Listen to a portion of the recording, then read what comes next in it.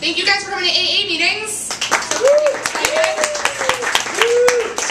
Toasting with a drink, as you should be. I love that now AA meetings shares a name with, it's not just our show, but it's also Alcoholics Anonymous and the US credit rating, which is great. I'm really psyched about that.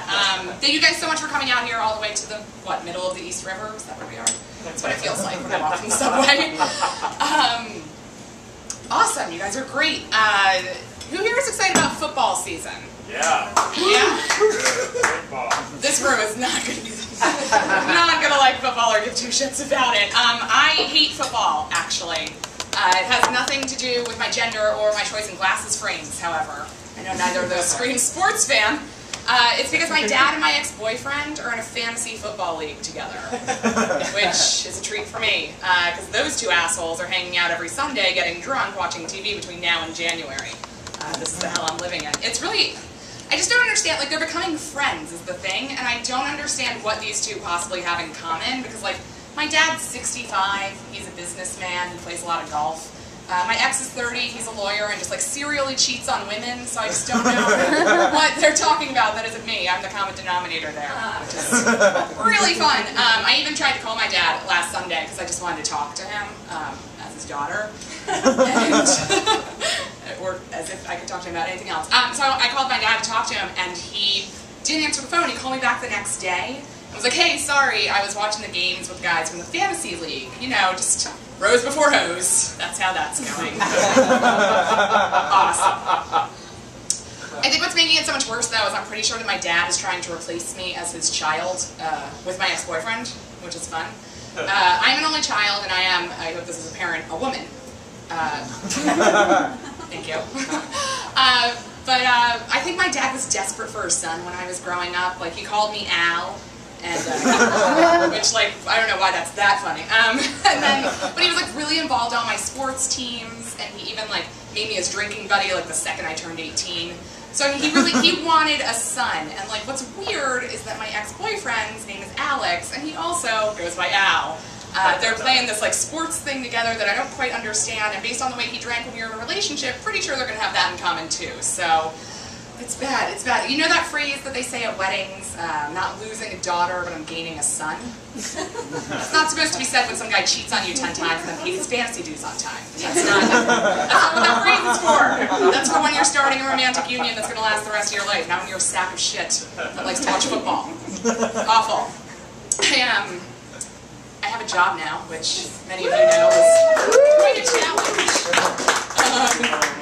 My job is I work at Brides Magazine, which is also a challenge. My job is to resize 8,000 photos for the advertising department, so I'm just sitting against my will in front of a computer with an 8-hour-a-day slideshow of dresses and flowers and weddings and happiness and love and relationships, and it's kind of starting to feel like if A Clockwork Orange were a romantic comedy. Like, they're just like, she's a menace to society because she's dead inside, let's fix her. Oh god, it's not working either, that's the thing. I overheard someone in my office recently, though. He was talking to somebody else, and he said, ugh, I keep getting Anne Frank and Helen Keller confused. I was like, I'm sorry, you keep getting them confused? You're a grown man that works in an office. What the fuck are you talking about all day? That a blind deaf girl and someone who died in the Holocaust are constantly coming up in conversation. I don't understand. And no, like, what I'm guessing is, like, no one's correcting him. He's just going on with it until finally someone does, which is weird. I would hate to be the person that has to. No, Anne Frank wasn't blind or deaf. She's dead. I recently learned something. I learned that the tagline for Doritos, the chips, is, if not now, when? I know. That is a phrase that was coined by Rabbi Hillel to, you know, consider the vastness of humanity. That is a phrase that has been used by politicians as to incite progressive social change. That's also now a phrase that's being used to sell cancer-causing chips. Are you fucking serious? If not now, when? Any fucking time. Anytime. The only redeemable quality of Doritos is that you can eat them anytime. You can buy them at any one of the glorified vending machines that we call bodegas in this city, 24 hours a day, and eat them. You shouldn't, but you can. But I will give you a good time to eat Doritos. I'm not a fan of them, but 4 in the morning, you are wasted. You are 40 photos deep into your ex's wedding album on Facebook. Outstanding time to eat Doritos. They taste delicious with tears. That is a food and beverage pairing I can get behind. Wine and my ass. That's awful.